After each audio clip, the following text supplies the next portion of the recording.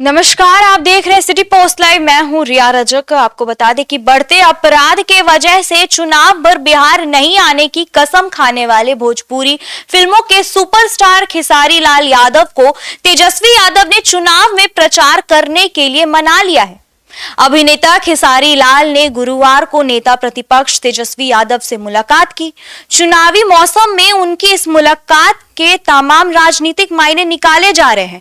तो इस पे पूरी जानकारी देने के लिए सिटी पोस्ट लाइव के मैनेजिंग एडिटर श्रीकांत प्रत्युष मौजूद हैं। तो सर, तेजस्वी से खेसारी की इस मुलाकात के क्या मायने निकाले जा रहे हैं? देखिए, तेजस्वी यादव और खेसारी यादव की मुलाकात बहुत मायने रखती है। खेसारी ने कहा कि हम इसलिए मिले क्योंकि हमारे उनसे पुराने रिश्ते हैं, हमारे बीच कोई राजनीतिक बातचीत नहीं हुई है और मेरे चुनाव लड़ने की कोई संभावना नहीं है। तो पहली बात तो ये है कि खेसारी ने चुनाव लड़ने की संभावना को खारिज कर दिया है। खेसारी ने ये भी कहा कि जो सम्मान देगा उसके लिए वो चुनाव प्रचार करेंगे।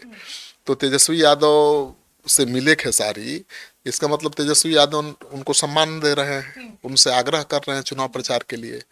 और खेसारी लाल यादव बिहार चुनाव में आरजेडी की तरफ से, महागठबंधन की तरफ से चुनाव प्रचार करते नजर आ सकते हैं। और सुपर स्टार हैं, भोजपुरी फिल्मों के सुपर डुपर स्टार हैं, तो उनके चुनाव प्रचार का मतलब भी है। तो तेजस्वी यादव ने उनको मना लिया है चुनाव प्रचार के लिए, ये इसका मतलब है। तो तेजस्वी यादव के साथ अगर खेसारी लाल आते तो इससे तेजस्वी को कितना फायदा हो? फायदा देखिए, फायदा कुछ खास नहीं होगा, लेकिन नुकसान भी नहीं होगा। अगर खेसारी एनडीए के लिए चुनाव प्रचार शुरू कर दें तो बहुत नुकसान हो जाएगा। तेजस्वी यादव के साथ बने रहेंगे तो कोई नुकसान नहीं होगा, क्योंकि खेसारी के फैन फॉलोइंग बहुत ज़्यादा है। और यादव समाज के जो युवा लोग हैं वो तो बहुत उनके दीवाने हैं। और हर जाति मजहब के जो युवा पीढ़ी है जो भोजपुरी फिल्मों में, भोजपुरी गानों में रुचि रखती है, वो खेसारी को बहुत मानती है। तो मुझे लगता है कि उनके चुनाव प्रचार करने से फायदा ही होगा, नुकसान नहीं होगा। लेकिन अगर वो एनडीए के लिए चुनाव प्रचार करेंगे तो ज़्यादा एनडीए को लाभ हो सकता है। तो एनडीए की भी कोशिश है कि खेसारी को चुनाव प्रचार में उतारा जाए, लेकिन खेसारी यादव के मन मिजाज को देखकर ये कहा जा सकता है कि वो एनडीए के लिए प्रचार नहीं करेंगे।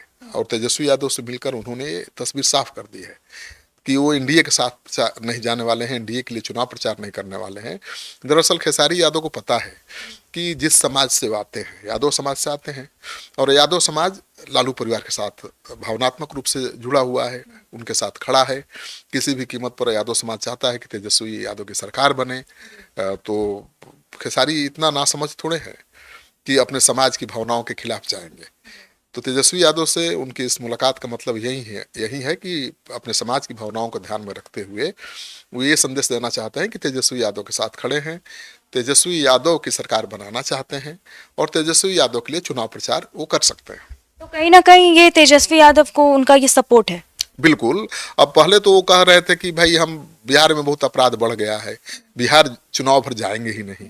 तो उनको पहले तो डर लग रहा था।